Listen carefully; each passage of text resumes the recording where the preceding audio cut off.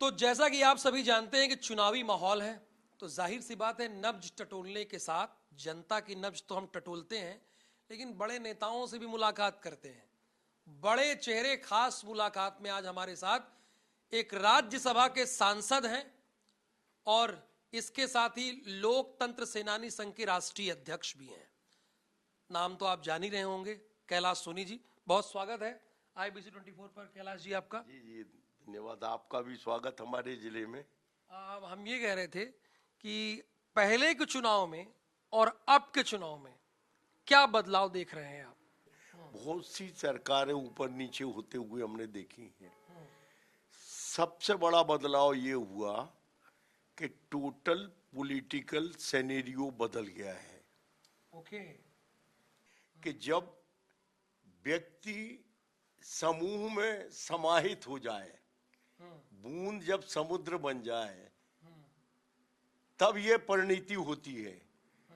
यही हम आपको बताना चाहते हैं कि जब एक आदमी इतनी जल्दी हिंदुस्तान को ये विश्वास दिला दे कि उसका पर्सनल कोई एजेंडा नहीं है, टोटल खुद की कोई महत्वाकांक्षा या निजी जिंदगी के लिए कोई रिक्वायरमेंट नहीं है, जो कुछ भी है पूरा जीवन समाज और राष्ट्र के लिए समर्पित है, तब ये सिनेरियो बदलता है।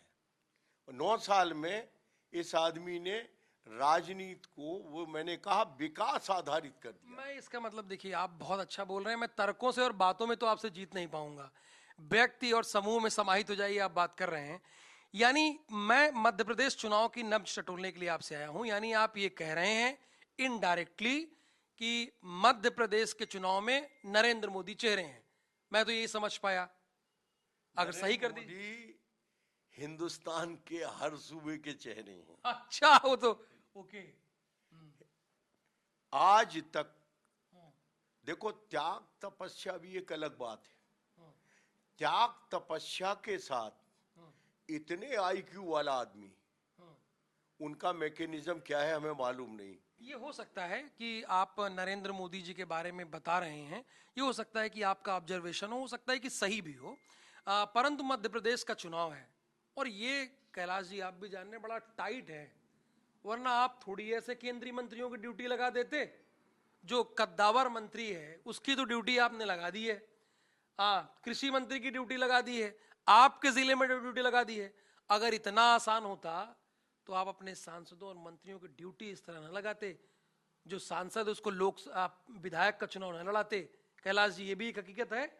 राजनीति का स्वाभाविक फेज है कि सरकार यदि हम 18 साल तक चलाते हैं तो इनकम्बेंसी आती नंबर 1। अच्छा, जब हम 18 साल तक चलाते हैं तो इसकी कंटिन्यूटी कैसे बने, इसके लिए हमें विशेष एफर्ट करना पड़ते हैं। इसके लिए केंद्रीय, और दूसरी बात हम इसको बताते हैं कि ये चुनाव 2024 का सबसे बड़ा मोर्चा है।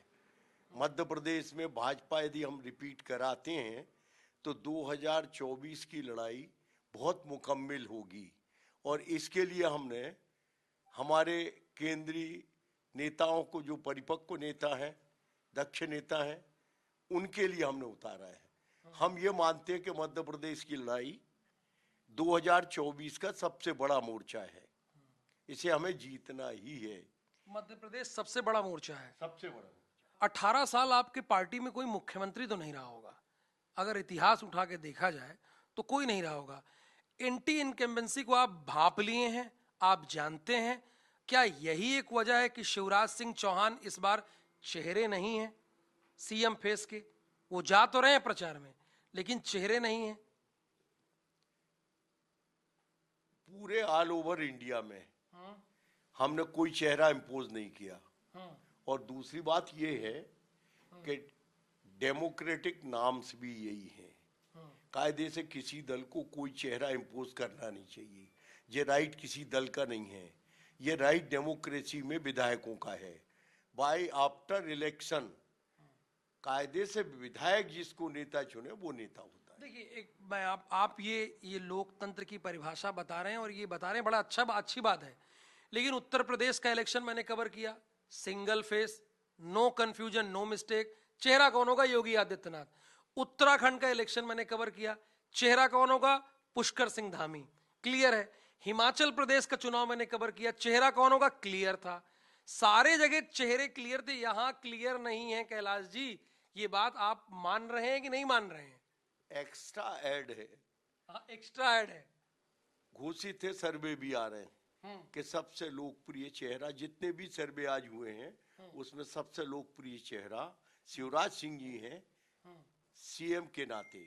लेकिन अभी मैंने क्या बताया, 18 साल के बाद फिर से आना, ये बड़ी बात है और हम मुकम्मिल करेंगे इसको, हम ही आएंगे। तो इस आत्मविश्वास के पीछे की वजह क्या है? वो तो कह रहे हैं कि भैया 150 पार। ठीक बात की आपने। हाँ। इसके पीछे की वजह ये है कि हिंदुस्तान भर में कोई सूबा ऐसा नहीं है जिसमें समाज के प्रत्येक दर्द पे काम किया गया है। कोई उम्र नहीं बची, कोई उम्र नहीं बची, कोई तबका नहीं बचा कि जिस पे काम न किया हो। बल्कि जनता से पूछा जाए कि बताओ दिक्कत क्या है। देखो, सरकार से सामान्य अपेक्षा क्या होती है? सड़क, बिजली, पानी, स्वास्थ्य, शिक्षा, यह सामान्य महती है जिसको पूरा करना चाहिए। ये वो सूबा जहाँ 10 साल हम लोगों ने दिग्विजय सिंह की बिजली देखी, आज हमारे आखिरी पॉइंट तक बिजली है। न केवल बिजली, फ्लैट रेट है। आज 100 रुपए का हम कंज्यूम करते हैं बिजली का, तो हमें 7 रुपया लगता है। 93 रुपया हमारी मध्य प्रदेश की सरकार। इतना राम राज है, यानी मतलब गंगा बह रही है, इसका मतलब तो मैं यही मानू ना, जनता को बताऊं। तो इतनी लंबी चौड़ी घोषणा आपको क्यों करनी पड़ी कैलाश जी? एक सिरे से आप उठा के देख लीजिए, घोषणा ही घोषणा है आपके यहाँ, है कि नहीं? घोषणाएं नहीं है, अच्छा, इम्प्लीमेंट हो चुकी हैं। ओके। घोषणाएं नहीं की हमने, हमने इम्प्लीमेंट कर दिया। आज की तारीख में अभी फिर हमारी लाडली बहनों के लिए पैसा डल गया। ये घोषणाएं नहीं है, ये तो पॉलिसी बन गई, पैसा आ गया खाते में।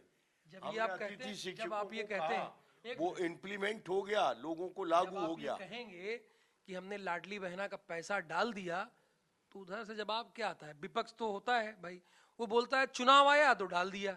4 महीने कोरोना काल में कहाँ थे? ये बस, ये आपने ठीक बात उठाई। शिवराज सिंह पे ये आरोप कोई नहीं लगा सकता है। मातृशक्ति की बेहतरी के लिए हिंदुस्तान में आप बहस कर लीजिए, किसी भी हुकूमत ने इतना काम नहीं किया जितना हमारे शिवराज सिंह जी ने। अभी हमारे सीएम राइज स्कूल बन रहे हैं, आप देख लेना कहीं भी उतर के, किस लेवल के बिल्डिंग है, वो सारी चीजें। आज हम कह सकते हैं हमारा वो जिला है कि जहां कोई भी स्कूल भवन विहीन नहीं है।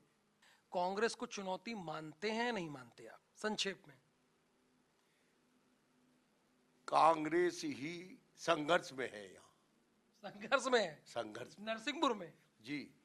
और अभी आप देख रहे हैं इतना बड़ा एक्सपोजर कहाँ होगा यार। अभी छत्तीसगढ़ में 508 करोड़ के एलिगेशन है, कोई एक भी टीवी पे उनका जवाब नहीं आया कि ये 508 करोड़ का क्या है, क्या आरोप है। इसके संबंध में कोई जवाब ना तो खरगे साहब दे पा रहे, ना कोई दे पा रहे। यहाँ तो जिसके ऊपर हाथ डालो, लेट्रिन में, बाथरूम में, अलमारियों में, सिवा भ्रष्टाचार करने के अलावा ये वल्लभ भाई पटेल की कांग्रेस नहीं रह गई है। हाँ, ये उस जमाने की कांग्रेस नहीं है, ये कांग्रेस भ्रष्टाचार की सीढ़ी चलाने वाली। वो आपका इंटरव्यू देख के कह देंगे ये उस जमाने की भाजपा नहीं रह गई है, अटल अडवाणी मुरली मनोहर वाली, ये बदल गई है भाजपा। हाँ, हमारा यही हमारे पंडित दीनदयाल उपाध्याय जी ने कहा है, सहूलियत की राजनीति कर रहे हैं आप। इतिहास से हम चिपके नहीं रहना चाहते। इतिहास से हम प्रेरणा लेकर के वर्तमान को अपनी कल्पनाशीलता के आधार पे, अपने कर्म के आधार पे गढ़ना चाहते।